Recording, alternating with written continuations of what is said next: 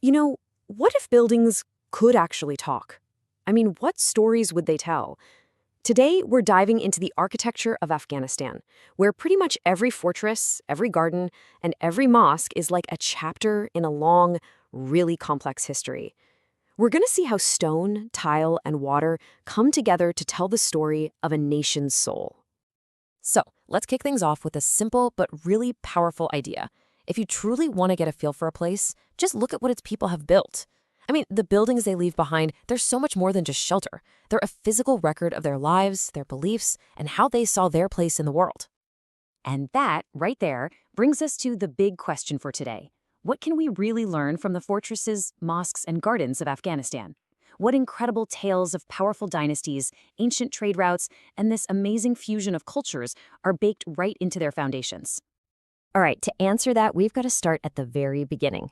We need to understand the ground on which this whole history was built, and I mean both the literal physical landscape and the figurative foundation of its diverse cultural past.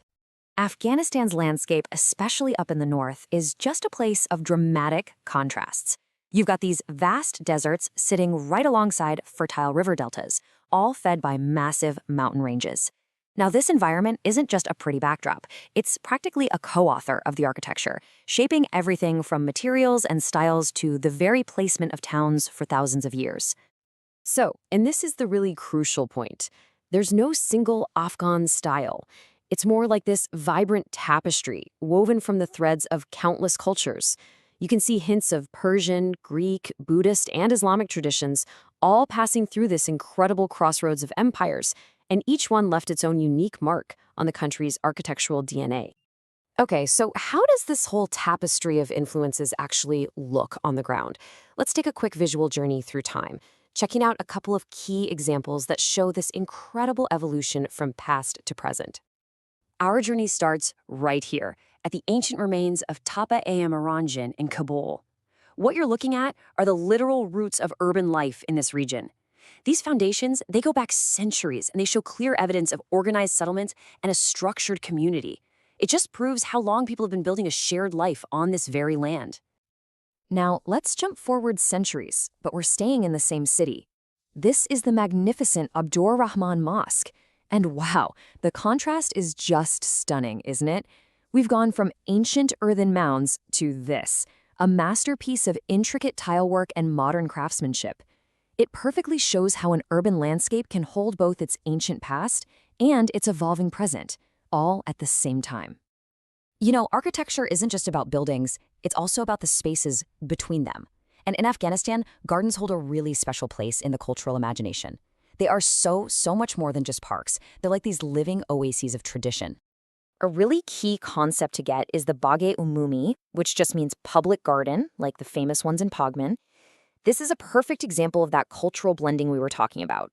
You've got these formal, symmetrical layouts that are super common in Islamic garden design, but they're fused with elements of European landscaping, like open lawns or certain kinds of flower beds, creating something totally new and unique. So what makes a garden like Bala Bagh so breathtaking?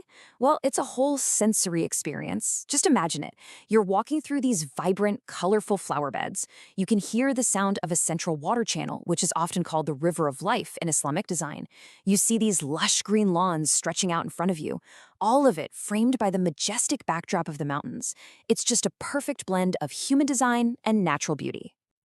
All right, from the tranquility of the garden, let's shift our attention to the huge, monumental structures that really stand as pillars of community and national identity.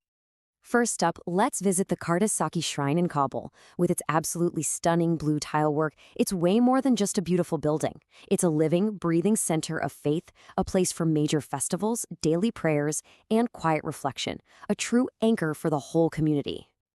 And then from the sacred, we turn to the civic. This is the Independence Memorial in Paghman. Its grand arch is such a powerful symbol of national identity. You know, monuments like this are basically storytellers in stone, built to remember struggles and triumphs and to literally carve the nation's story into the landscape for everyone to see. So, after seeing all this, you might be wondering, why does looking at all this history matter today? Well, because understanding the past is absolutely key to shaping the future. This architectural heritage has a real enduring purpose. At its very heart, the mission is this: to use the lessons from this incredible architectural heritage to help create better communities for the future. We're talking about communities that are vibrant and culturally rooted, resilient enough to face whatever comes their way, and equitable for all their citizens. So how do you actually do that? Well, it's a pretty logical progression. It all starts with providing critical insights from careful study. From there, the goal is to raise awareness, and not just among experts, but with the public. That awareness then helps to foster a broader discussion, which finally leads to the last step, driving informed solutions that are grounded in this deep cultural understanding. And that right there is the ultimate takeaway. This is not about being trapped in history. It's about drawing on the wisdom, the beauty, and the incredible resilience of the past to build a foundation for a more vibrant and equitable future. So I'll leave you with a final thought to chew on. If buildings really are history made visible, it forces us to ask a crucial question, not just for Afghanistan, but for any society really. What stories do we want our buildings to tell the generations that come after us? What kind of future are we actually building today?